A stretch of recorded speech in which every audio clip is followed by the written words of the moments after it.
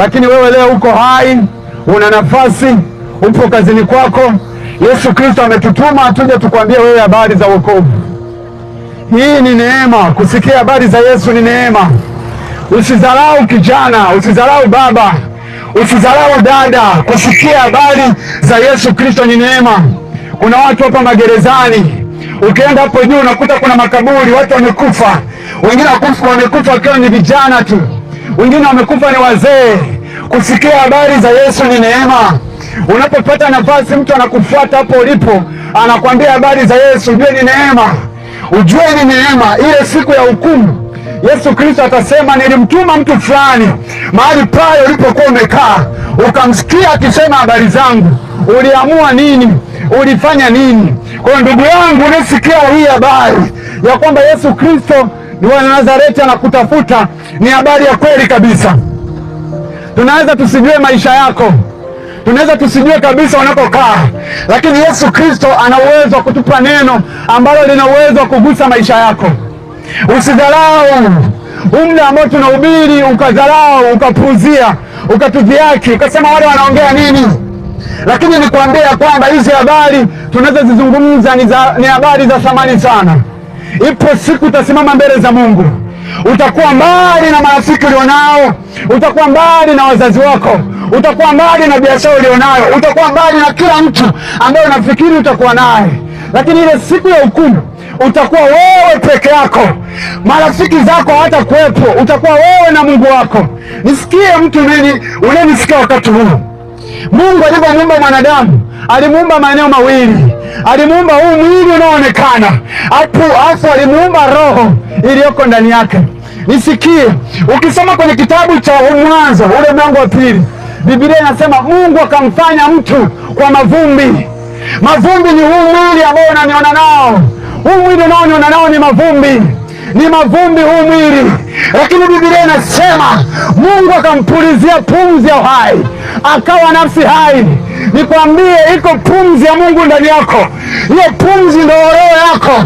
Hiyo roho yako itasimama mbele za Mungu siku moja. Huu mwili ambao ni mavumbi utazikwa na kuoza. Nikwambie wewe dada ambaye unajiona ni mzuri ukijiangalia kwenye kioo, wewe ni mavumbi, wewe ni mavumbi, wewe ni mavumbi. Nenda pale juu pale makaburini, wote wameoza. Walikuwa ni wazuri sana, lakini leo wameoza kwa sababu huu mwili ni mavumbi. Ndani yako umebeba roho. Hiyo roho ndio itakayorudi kwa Mungu. Utarudi siku moja kwa Mungu kutoa hesabu. Utarudi siku moja kutoa hesabu mbele za Mungu. Ayubu anasema kwenye kitabu cha Ayubu mlango wa 14, siku za mwanadamu ni chache, ni chache. Unaweza kuwa hai mwaka huu, lakini mwakani hujui utakuwa wapi. Ukienda pale makaburini unakuta watu wamekufa 2000, wengine wamekufa 2015, wengine wamekufa 2020, wengine wamekufa 2023, lakini wewe upo hai leo. Uko hai leo, hujampa Mungu chochote. Nikwambie mwanadamu unanisikia, kusikia injili ni nafasi. Kusikia habari za Yesu Kristo ni nafasi. Haya maisha tunayoishi yanapita. Haya maisha yanapita. Mimi naona leo ninawahubiria nyie, maisha yanapita na mimi nitapita. Lakini mwisho wangu utakuwa wapi? Watu wote walipo makaburini wanaacha nyumba zao, wanaacha wake zao, wanaacha marafiki zao, wapo makaburini peke yao. Unaweza kuwa na marafiki wengi leo wanakuzunguka, unaweza kuwa unafanya vitu vingi. Nikwambie, ipo siku utakuwa peke yako na utasimama mbele ya lango la mbinguni. Utapokea hukumu ya maisha yako. Ulipokuwa duniani ulikuwa unafanya nini? Ulipokuwa duniani, hiyo miaka aliyokupa Mungu uliitumia kufanya nini? Najua wengi hapa ni wafanya biashara, mpo mnafanya biashara, lakini niwaambieni, hizo biashara mtatoa hesabu mbele za Mungu. Kuna watu kwenye biashara zenu hawapo mapenzi ya Mungu kwenye hizo biashara mnazofanya. Wengine mnauza pombe, wengine ni wanawake mnajiuza, wengine mnauza sigara. Lakini niwaambieni, ipo siku mtasimama mbele ya Mungu. Ipo siku mtasimama mbele ya Mungu. Haya maisha haya mliopewa haya Ipo siku ya kutoa hesabu, lakini Yesu Kristo huwa anatoa nafasi kwa kila mwanadamu. Biblia inasema sharti injili ihubiriwe ulimwengu wote. Nikwambie, tupo tunatimiza maandiko. Biblia inasema sharti injili ihubiriwe ulimwengu wote. Wewe mama, wewe baba, usije ukasema sikusikia injili. Usije ukasema sikusikia injili. Wewe unapopata nafasi ya kunisikia tu leo, ujue ya kwamba maandiko yametimizwa. Hii injili unaisikia hii ni injili ambayo Bwana Yesu anakutafuta moyo wako. Ukiwa hai leo ukasema Bwana Yesu nisamehe, Bwana Yesu ana uwezo wa kukusamehe. Lakini ukifa ukafukiwa udongo, hakuna msamaha. Msamaha ni ukiwa hai. Leo unaweza kuwa unavuta sigara, leo unaweza kuwa ni mzinzi, ni kahaba, unaweza kuwa unatumia pombe, ni mlevi. Ukirudi kwa Yesu ukasema nisamehe, Yesu ana uwezo wa kukusamehe. Lakini ukifa ukafukiwa kwenye udongo, msamaha wako unakuwa umeishia hapo. Nisikie ndugu yangu, na nisikia leo, Yesu anaja na moyo wako. Yesu amenituma kwako leo ya kwamba nikwambie anakupenda sana, anakuhitaji sana. Ndio maana ametutuma mimi na wewe leo tukwambie habari za Yesu. Unaweza kusema nimezisikia hizi habari sana, lakini nikwambie Yesu anatoa nafasi. Yamkini hii ni nafasi yako ya mwisho. Baada ya kusikia hii injili hautaisikia tena, mwisho wako utakuwa ndio huu. Lakini Yesu Kristo ametupa nafasi tuje tukwambie kwamba ugeuke. Haujui kesho yako dada, haujui kesho yako mama. Uko hai leo kwa neema, na hiyo neema usiitupe, hiyo neema usidharau. Usiangalie uzuri wako ukasema mimi ni mzuri. Wewe unaniambia nini? Nikwambie, huu mwili ni udongo, huu mwili unaoza.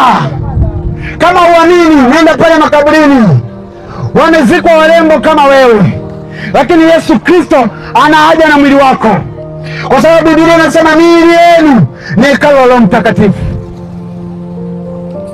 Yesu Kristo ana haja na wewe, Yesu Kristo ana haja na wewe. Ukisoma kwenye kitabu cha Matendo ya Mitume mlango wa 17 mstari wa 30, nitanukuu.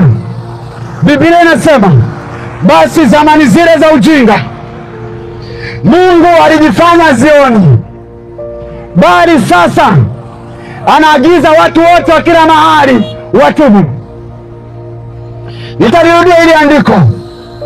Biblia inasema zamani zile za ujinga Mungu alijifanya zioni, bali sasa anawaagiza watu wa kila mahali watubu. Ninachoweza kukwambia mama yangu, Yesu ameniagiza nikwambia kwamba utubu. Ninaposema kwa habari ya kutubu, naongelea kwa habari ya kubadilika.